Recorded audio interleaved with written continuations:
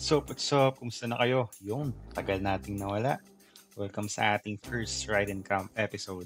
Papunta tayong Unisan, Quezon para mag-beach camping.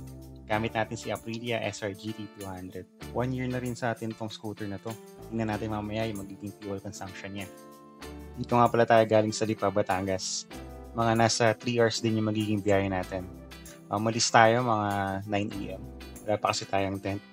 Wala din kasi pinaparent sa Unisan Sands, kaya hanap muna tayo sa Lucena. Tingin tayo sa SNR or SM. Let's go!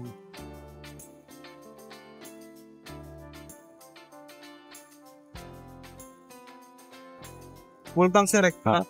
Pwede Gcash. O wala ka. Card. Meron. Card na lang. Di pa naka-withdraw eh. First, gas up natin 5.5 liters at 57.75 pesos. So, 319.55. Dito yan. Sana kahit na pagadikan.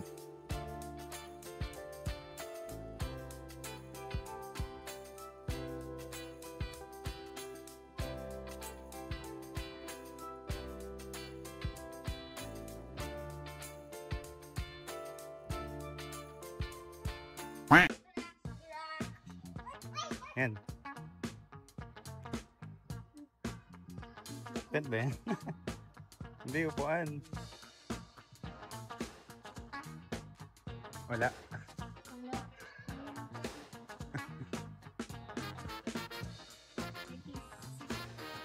Wala, ekis.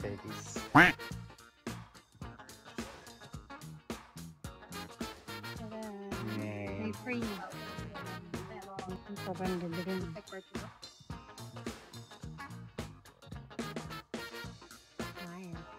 Bagay pa sa motor.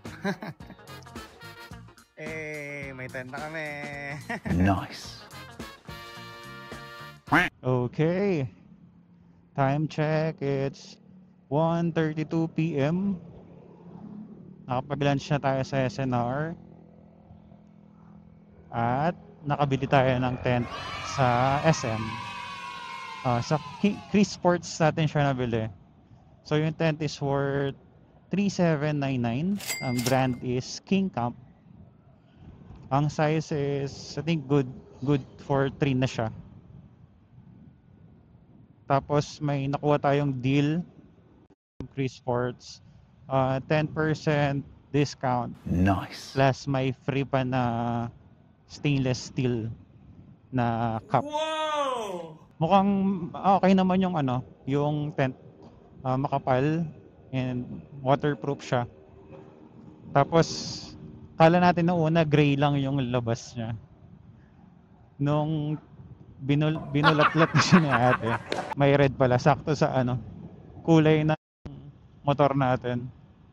Maganda picturean pag magkatabi yung tent tsaka bike, pares may touch of red. Right.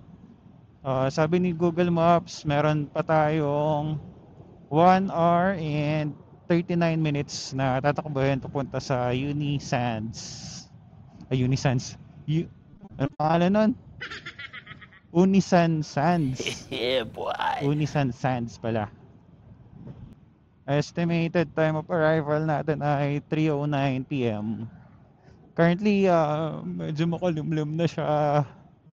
Sana wag tayo abutan ng kalsada. Okay lang umulan pag nandun na tayo, nakaset up na tayo ng tent. Pero yun, let's go! Hey!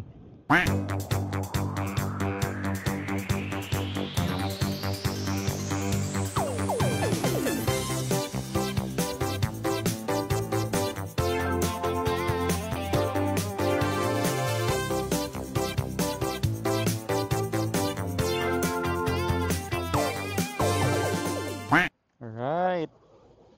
Outfit check. Ang dumi ng mo, kapote mo. Tinabot na nga tayo ng ulan. Kaya kami nagkapote na. Parang lalakas pa kasi. Bala yung safe tayo. Dire-diretso na yan.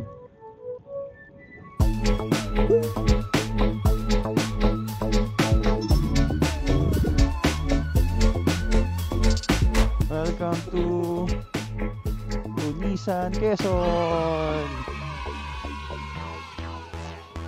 Ganda na dito, bundok na oh. Puro ano, puno ng niyog.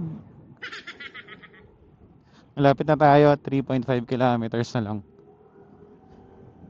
Siguro tatawirin lang tong bundok na to, tapos yung kabilang side, ano, dagat na. Hopya. Uy. Lubak-lubak.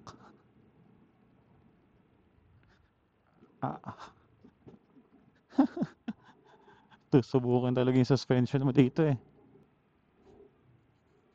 Ganda. Ito yung build up eh. Patikim. Patikim pala. Uy, saan tayo doon? Tagos tayo sa basketball court. Naglalaro pa. Padahan mga sir.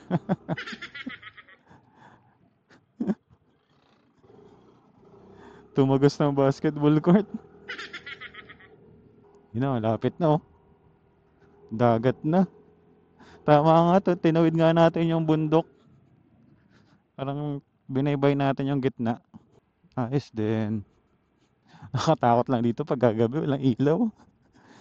Ano, gubat na gubat. No? Barangay Maputat, Unisan, Quezon. Sundan natin yung tricycle. Malalim doon.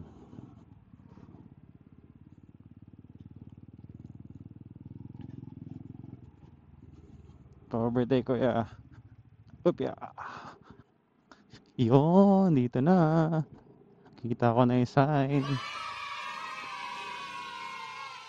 Unisan Sands. Pasok lang ba tayo? Diretso lang. Wala namang guard. Walang guard. Baka doon pa yung reception sa ano, sa dulo. Alright, yun. Ganda dun oh. Ito na tayo. Mag-check-in muna tayo. Park lang tayo saglit tapos check-in tayo sa reception. Okay. Tinakbo natin 138 kilometers. Tapos nakailang consumption kaya tayo. Natin 29.3. Pwede na din. Okay na din. 29.3 kilometers per liter. Average. Top speed natin 100 km per hour. Okay. Let's go.